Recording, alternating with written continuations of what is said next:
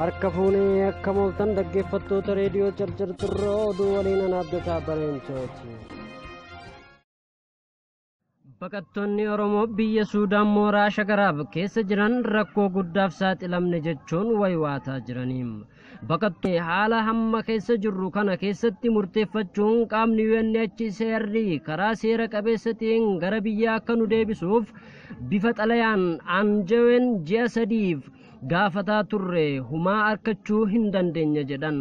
Akkasumas qaama mootummaa Suudaan warra tikaa bira deemnee waraqoota hayyamaa gaggeessaa akka nuuf gaafannus deebii dhabuun rakkachaa jirra jechuun mootummaa Itoophiyaa furmaata akka barbaadan iyyatan.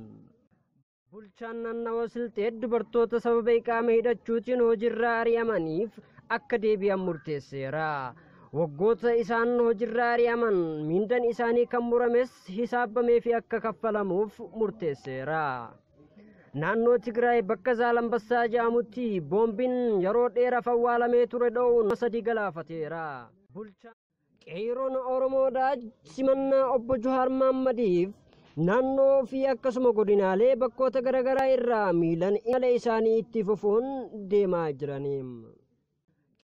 Ministeera keenya Dr. Abiy Ahmad waan muslimtoota biyya keenyaa wal qabatee waan mootummaa United Arab Emirates jedhe kora Badri International kora 18ffaa kan Washington DC'tti muslimtoota biyya keenyaa qophaa'e irratti taasise irraa ka'uun yeroo ammaa kana miidiyaalee gugurdaa beekamoo addunyaa kana dabalatee sabaa himaalee hawaasaa irratti bal'inaan faca'aa jira. Dubbiin isaas kun hariiroon isaa fi mootummaa United Arab Emirates jidduu jiru duraanii tuquu dadus keeram.